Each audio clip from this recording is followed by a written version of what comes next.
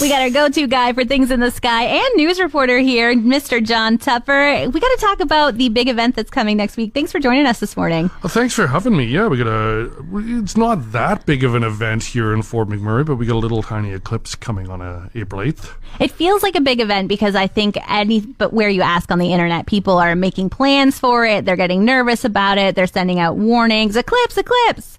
Yeah, because the eclipse in totality is hitting sort of the major population centers of the U.S. and Canada.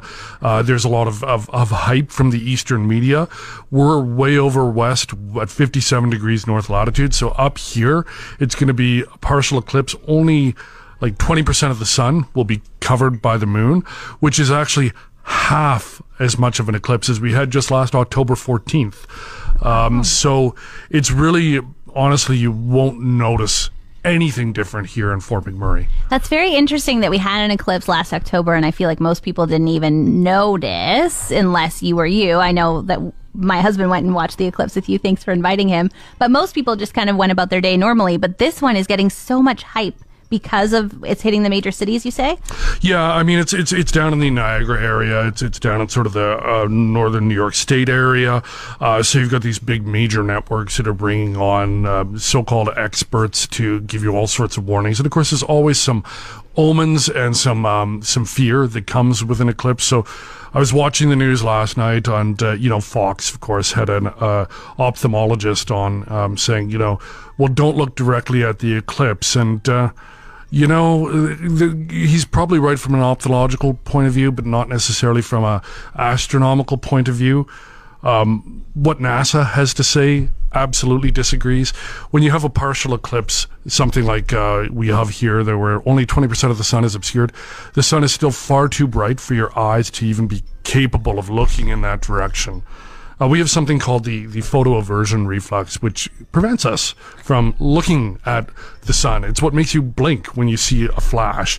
And the amount of sunlight we're going to lose at the peak of the eclipse is the exact same amount of sunlight we lose as the sun sets low in the sky. And at 3:30 on April 8th, when you're driving up Thickwood Boulevard or Confed and the eclipse is long past, you're actually going to see the sun just as bright as it was during the maximum point of 20.9% of the eclipse. Do you look at the sun directly when you're going up Confed at 3:30, picking your kids up from school? No, it's too insanely bright to even try. So are you going to be looking at the sun with a shield or something? I'm not, because this is a super boring eclipse. But if I were, well, and also, Steph, you have like half of my equipment. I know, right? Thank you. I am going to Texas to actually look at the eclipse where it's going to be passing.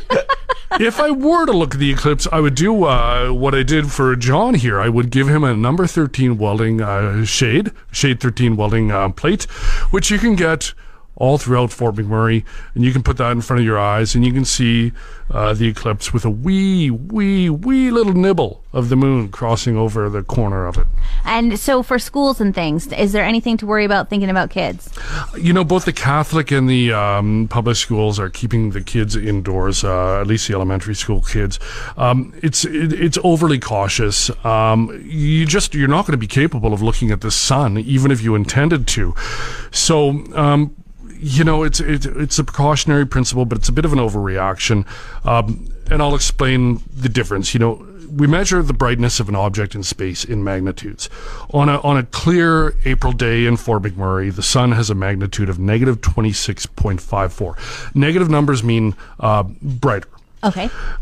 During the maximum eclipse, it's going to be negative 26.28, a difference in magnitude of 0.26. An absolute infinitesimal amount of light difference. With that said, our school systems have to deal with kids licking metal poles when it's minus 40, even though they shouldn't. So I do understand their desire to be cautious, even though it's certainly not founded in any science. And what time? Not that we're going to look at it, but what time is it going to happen? It's going to start at 12:01 p.m. So just a minute after you have your lunch break. And it's going to reach its maximum of 20.9% of the sun covered by the moon at 12:51 p.m. It's going to, if you use a proper welding shade or solar shield, it's just going to look like the lower right-hand corner gets a little cookie-cutter shadow over it. There won't be any grand wow factor. But what is cool about it, and I'm always going to leave you with something that's cool, what you're seeing when the moon moves across the surface of the sun, it's not the rotation of the Earth as we rotate. It's not the orbit of the Earth going around the sun.